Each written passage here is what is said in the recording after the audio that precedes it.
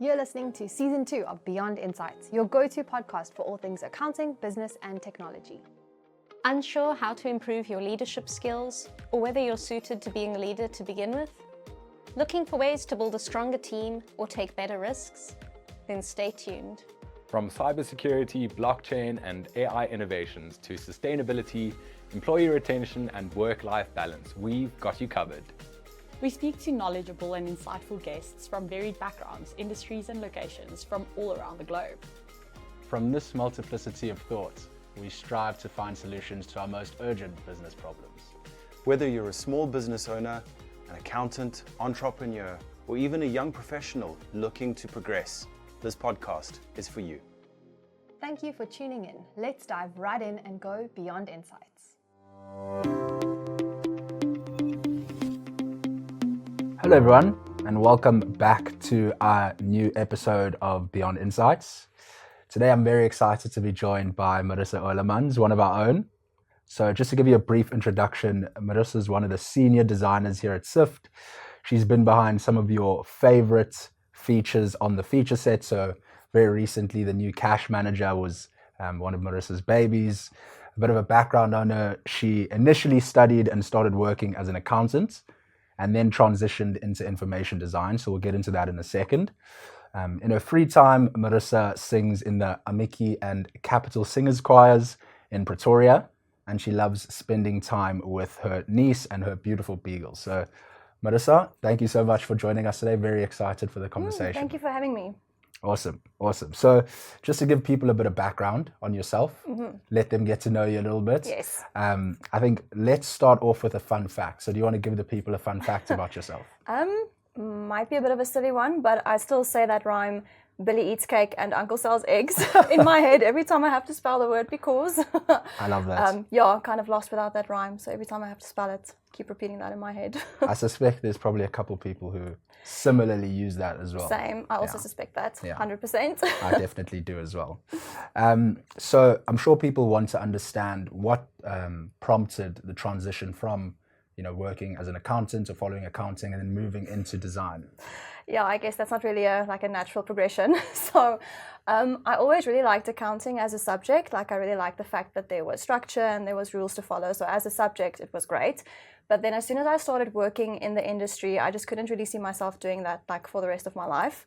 And all throughout high school and primary school, I used to do art lessons and really enjoyed that. And then after school, I started drawing a lot more and kind of considering getting into a more creative career. And around that time, I heard about the information design degree and applied for it completely on a whim and started studying full-time again in 2019.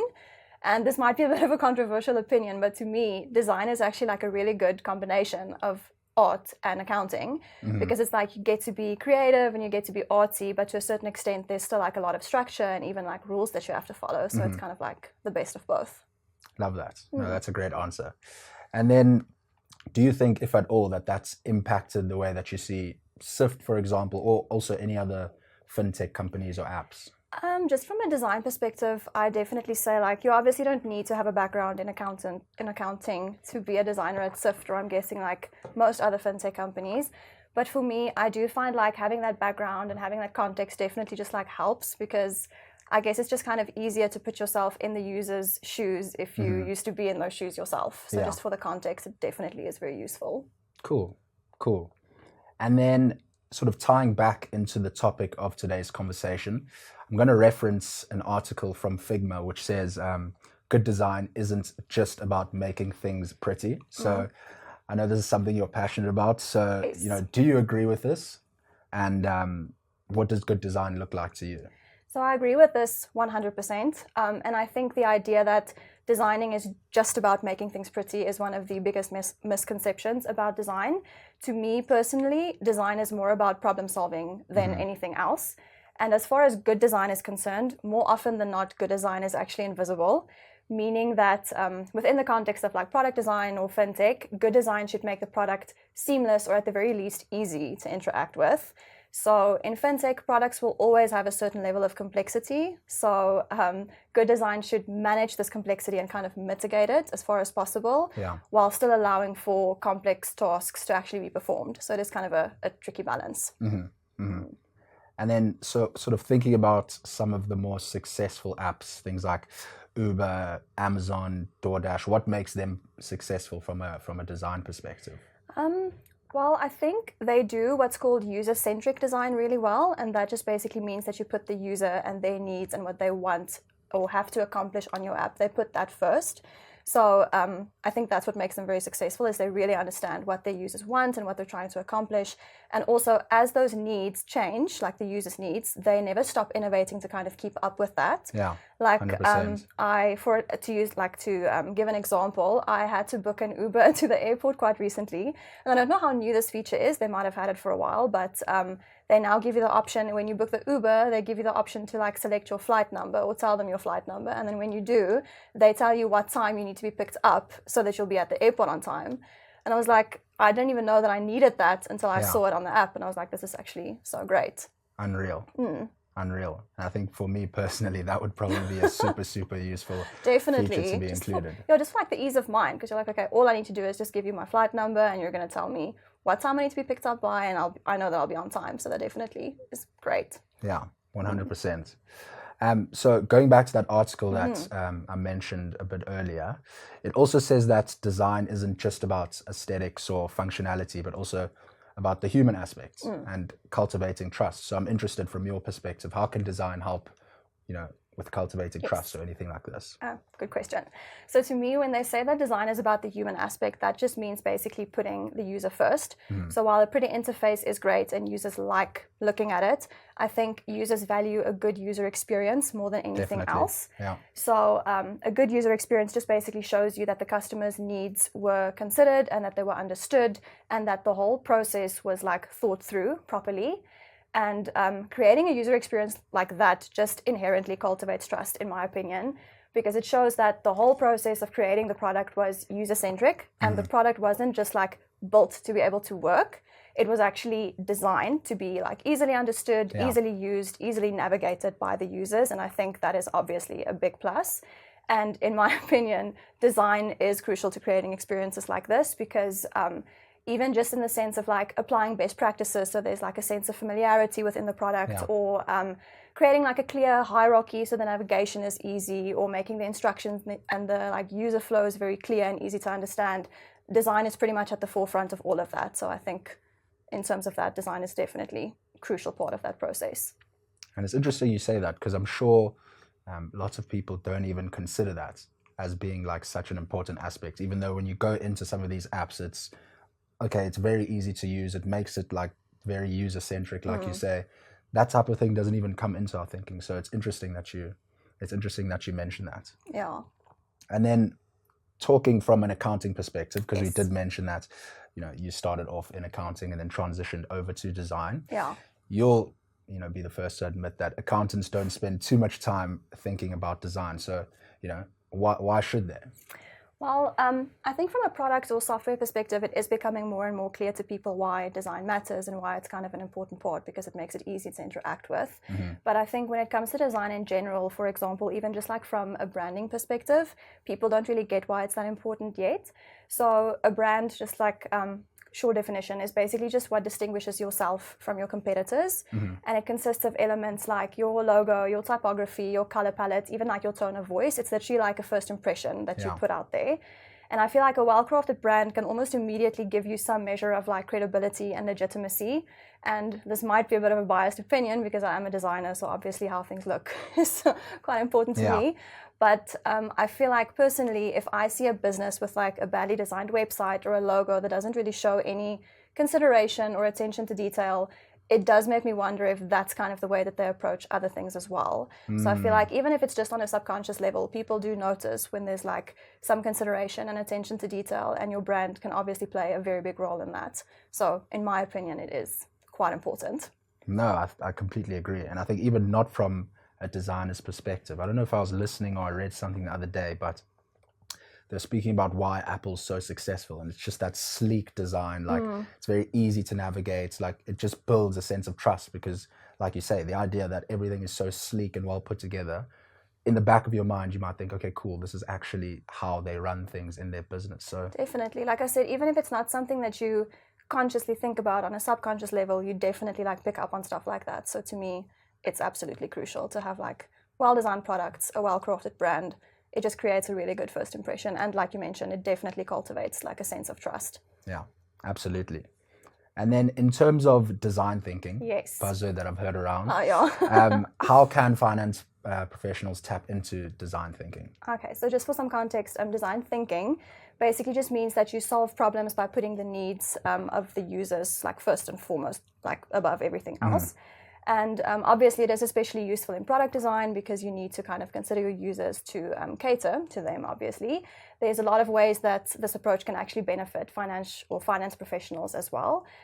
For example, seeing problems from your user's perspective instead of from your own perspective will just like automatically improve the service that you offer because it's literally going to be tailored to keeping your customers happy. So that's kind of like a clear one, I guess.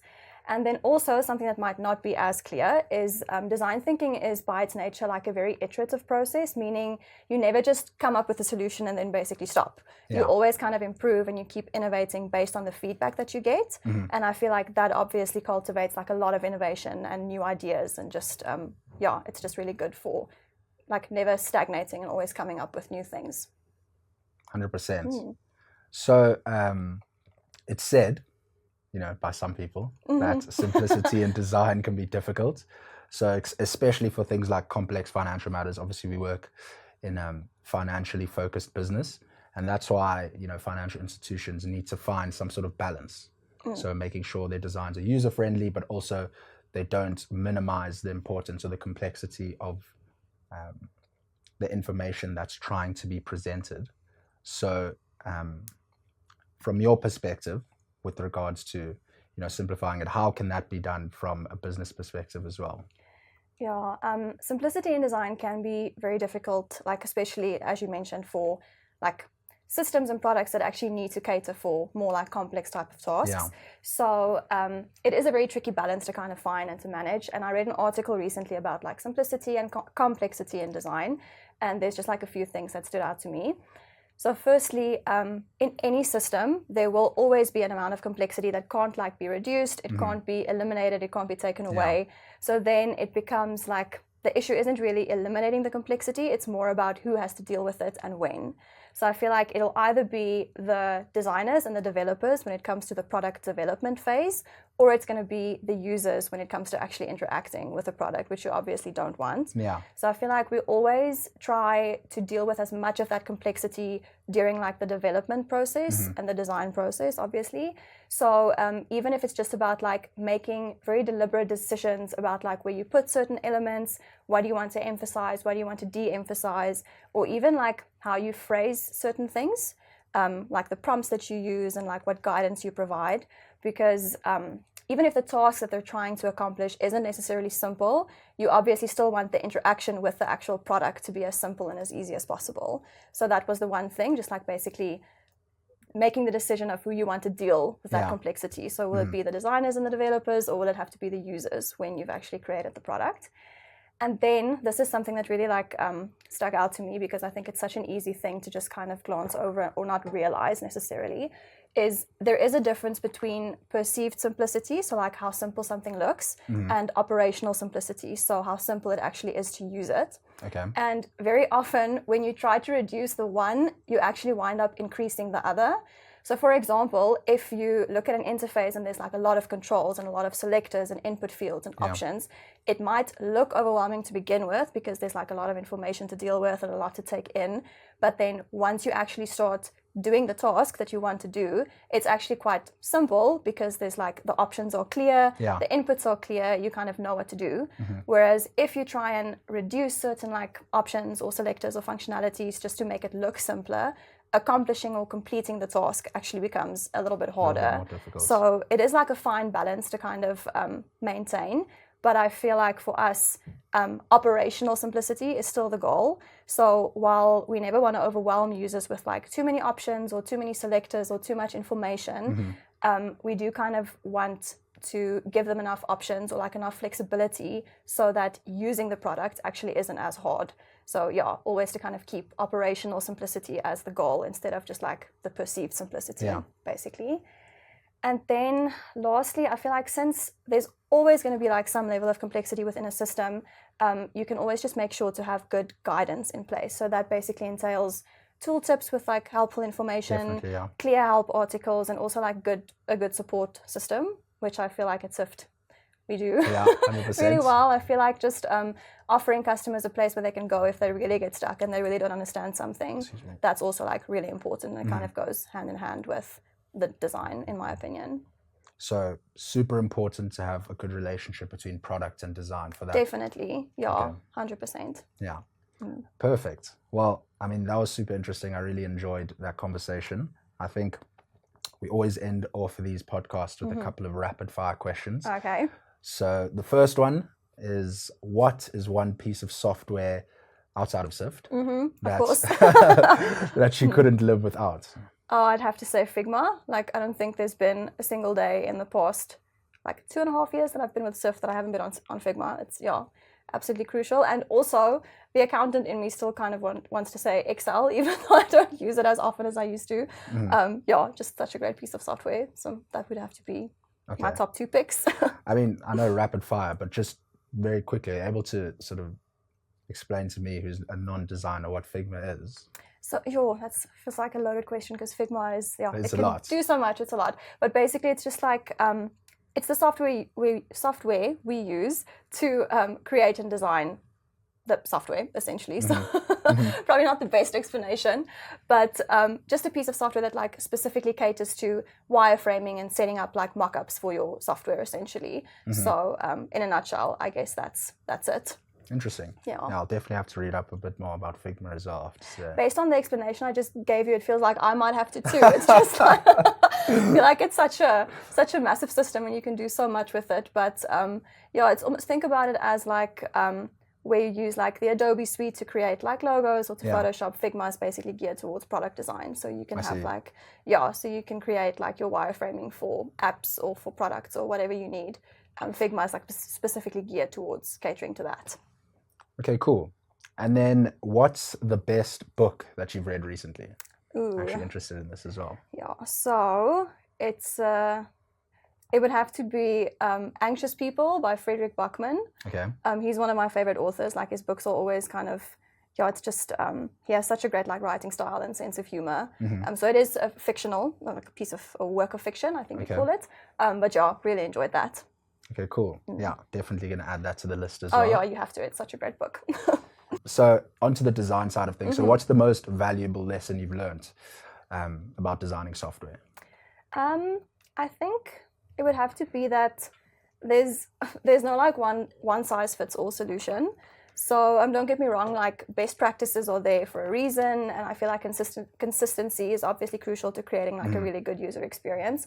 But sometimes you do need to kind of almost want to say deviate and just like come up with something different, or like a different solution or a different approach that's going to be like best suited to what the customers need from that particular like product or feature. So it's kind of like you don't want to reinvent the wheel and come up with stuff that no one's going to know how to use or no one's going to be familiar with. But sometimes you do kind of need to just push the boundaries and come up with what's going to be the best solution for this particular problem. Yeah, I would have to say that's probably the main thing. I love that. And then just in keeping with that, what's one thing you'd like listeners to take away from our episode today? So I think I'd have to say, just like to summarize, very short, design matters, basically. So making things look pretty and making it look good is actually such a small part of design, because I feel like every brief a designer gets or every product you need to design is essentially a problem to be solved.